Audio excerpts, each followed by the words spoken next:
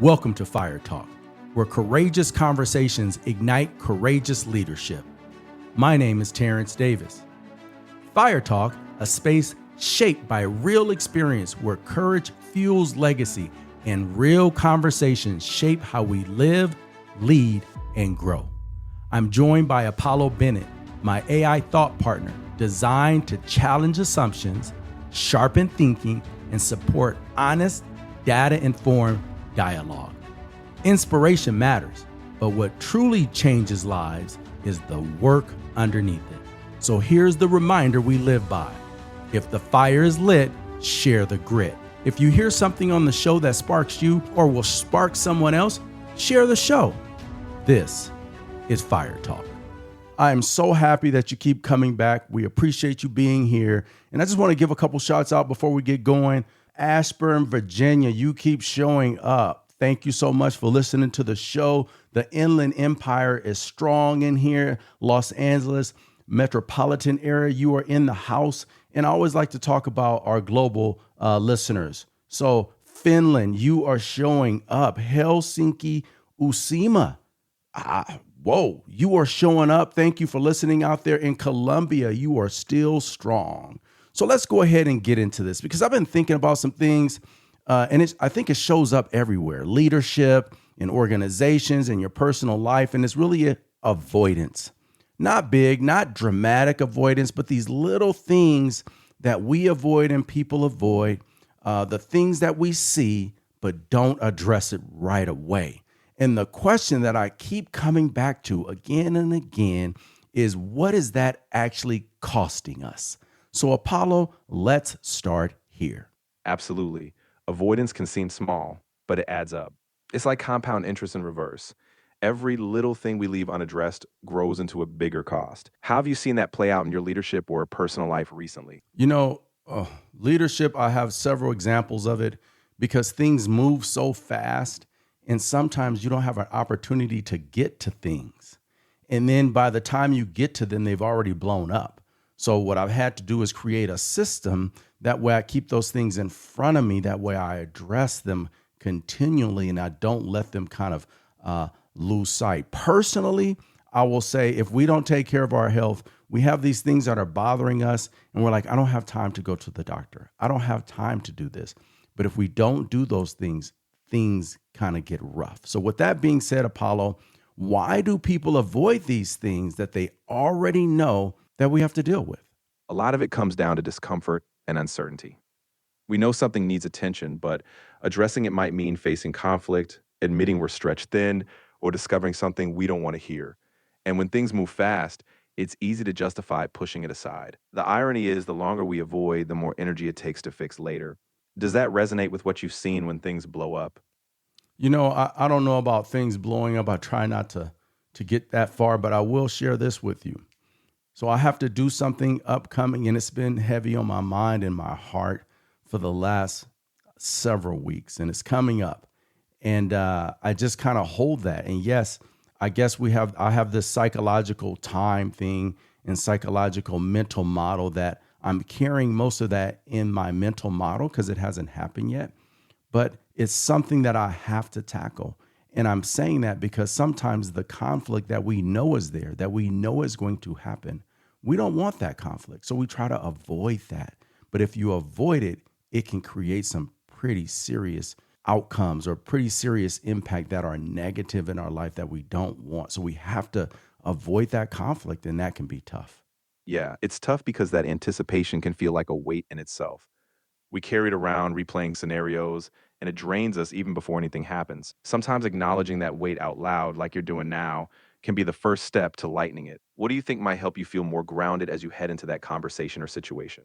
What's grounded is just to know I have to do it and know what the end result is as I do it and while I do it and as it's done, because it's going to be a positive impact on those who need the help. I just know it's going to be tough to do. But nevertheless, let's talk a little bit about leadership. And I want to tell you this story quickly when it comes down to when you're in the work environment or setting and things may happen, but if you don't do something, it can get a lot worse. So several weeks ago, there was an incident that came up, and I talked about it on a previous podcast. But after the event happened, now this is with students at a school site. After the event happened, allegedly, well, not allegedly, this communication went out from students to other students, and the adults got a hold of it somehow. And basically it said basically in so many words, it says that was practice. Tomorrow, we're really gonna, go out and do these things. So when I heard about it, I made sure the site administrators basically checked to make sure this was accurate. And they did. And when they checked to make sure it was accurate, now it was already 5:30, 6 o'clock in the evening. So most people were home for the evening. But I said, you know what, if we just sit on this, it's going to be an issue. And so what happened that evening is we enacted our emergency crew. We basically, I notified the board. We talked with principals. We talked with site APs.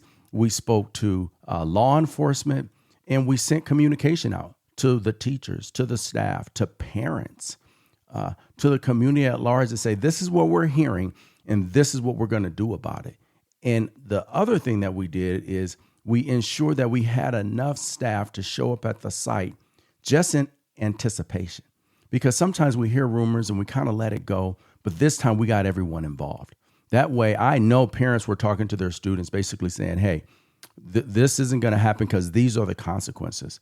And that morning, we had so many people in the space, eyes open, and we were able to stop some things that were going to happen. And I can just imagine if we didn't have that conversation or we didn't make that shift, it would have been a lot worse. It would have really gone down a road that how do you bring that back? So I know that how important it is to address things versus kind of letting them go. That's a powerful example, and it shows how proactive leadership can change the trajectory of a situation.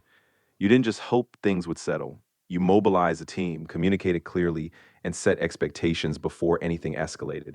It's a reminder that addressing potential problems head on can create a sense of safety and trust. In your experience, how did your team respond afterward? Did they feel more empowered to act quickly next time? Well, that's a good question, Apollo, because you said mobilize the team, communicate it clearly, set the expectations.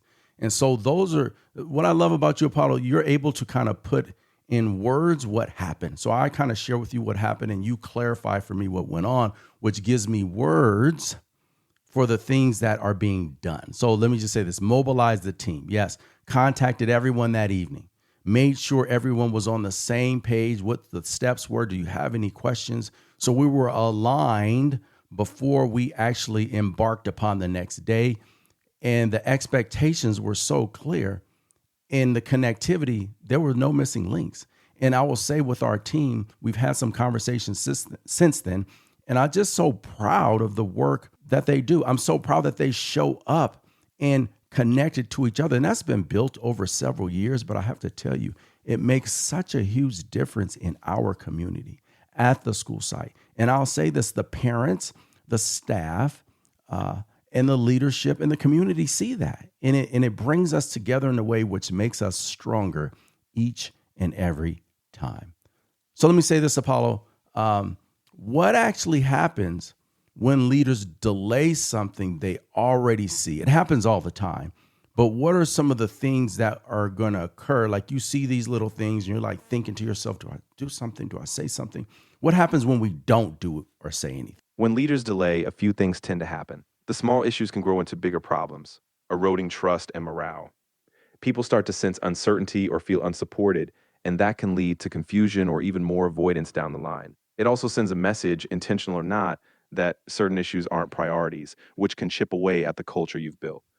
On the flip side, addressing things promptly, even when it's tough, reinforces that sense of clarity and accountability. How do you usually decide when something needs immediate attention versus when it can wait?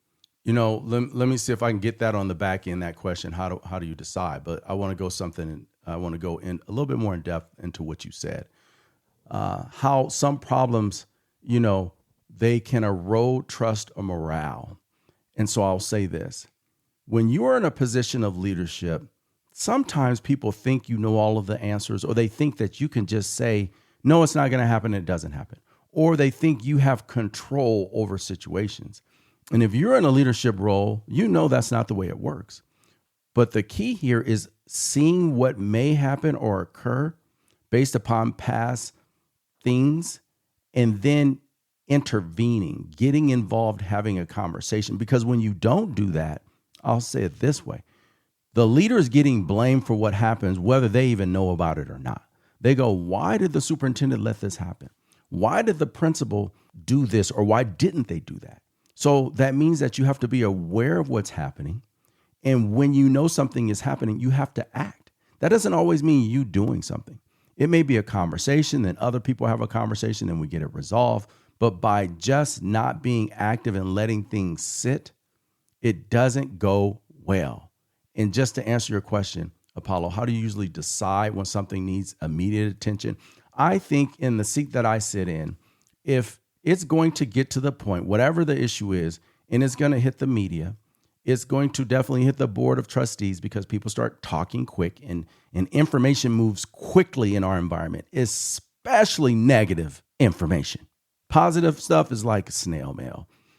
Negative stuff, man, is lightning quick. So when I know something's going to be lightning quick and I know it's not accurate and there may not be a lot of transparency around it, people don't know, that's when I know I need to act. I need to do something. I need to engage the team to get communication out to clarify the situation.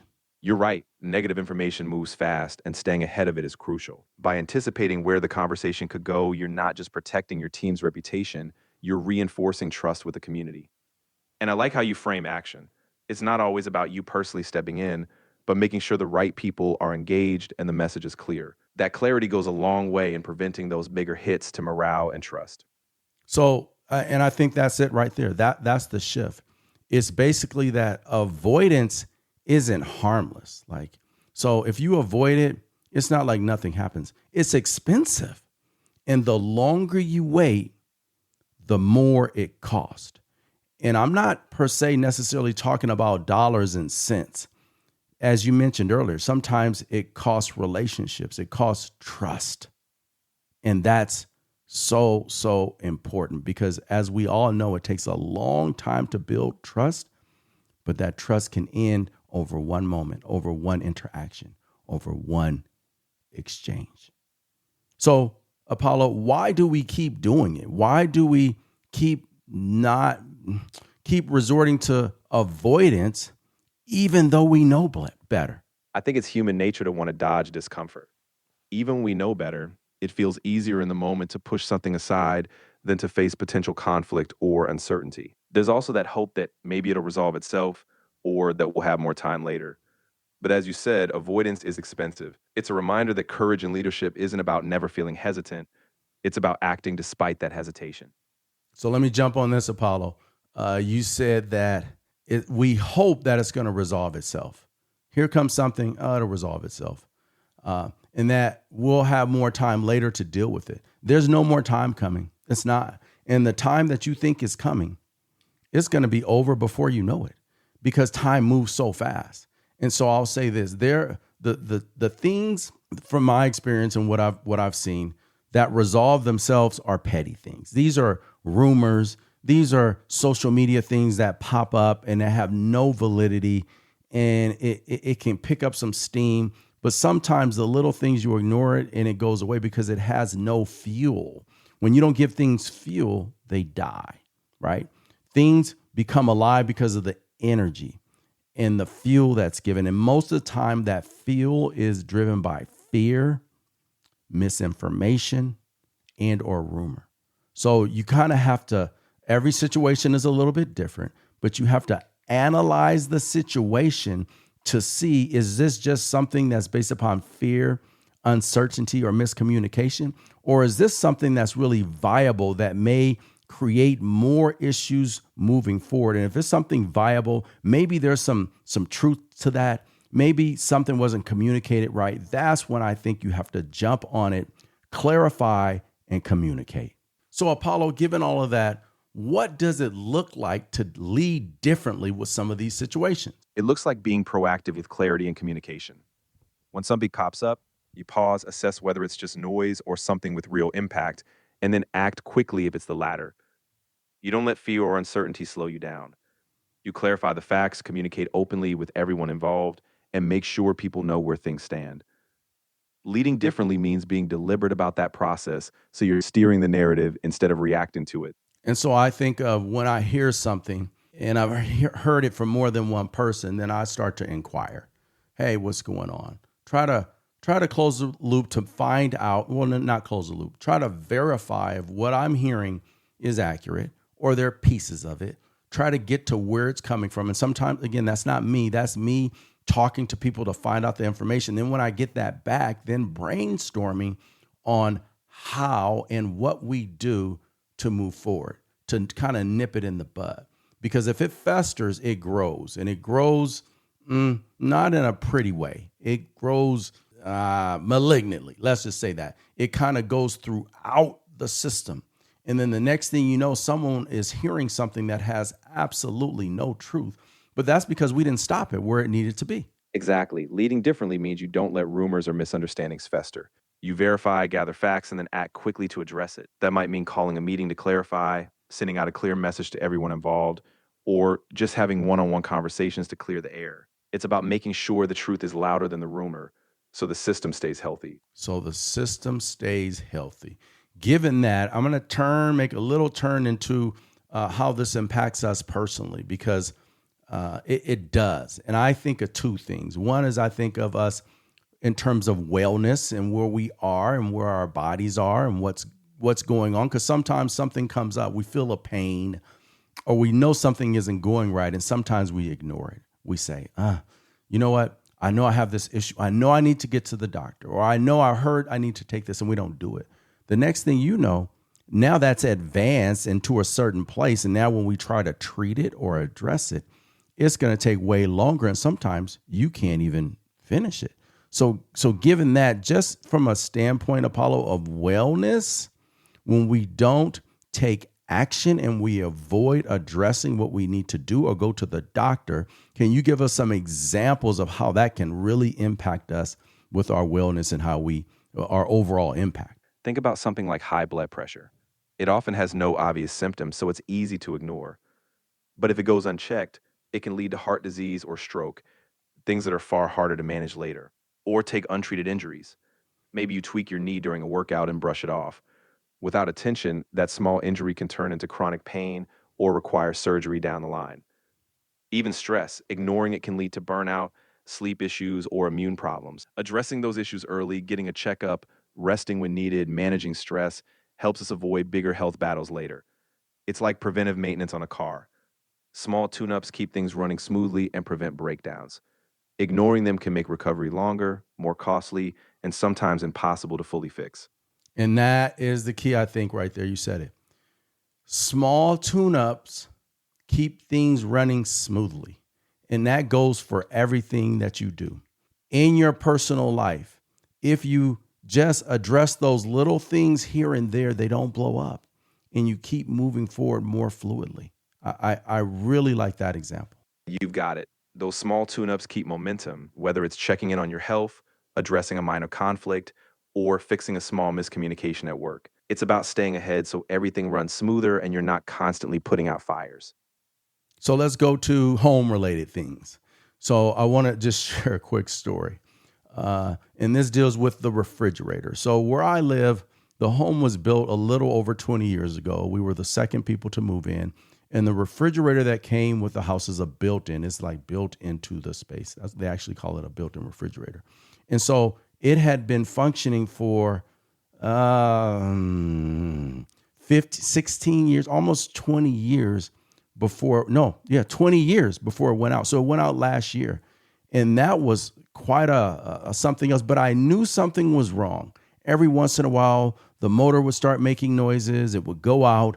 And I'm like, no, we're going to just keep going. We're just going to keep going because refrigerators are expensive, especially that type of refrigerator. So we just kept going. And then it would go out for a day. And I was like, it's okay. It's going to come back. But at the end of the day, I needed to get a new refrigerator. But the thing is, we need to pay attention to those things that we hear and we know that are going to go down a road. That way we save ourselves time, energy, and resources. Absolutely. That's a perfect example. Ignoring those warning signs just prolongs the inevitable and often makes it more stressful when it finally happens. Whether it's the hum of a fridge motor, a leak in the roof, or a strange sound in the car, addressing it early saves you from a bigger headache later. And so, as we wrap this episode up, Apollo, is there anything that you want to ensure that our audience hears from this episode? One thing that they can take away and they can start to work on in order to make sure they don't avoid things. That way, their life, their leadership runs just a little bit more smoothly. One simple takeaway: when you notice something's off, pause and ask yourself, is this something I can clarify or address right now? Then take one small step, make the call, ask the question, schedule the checkup.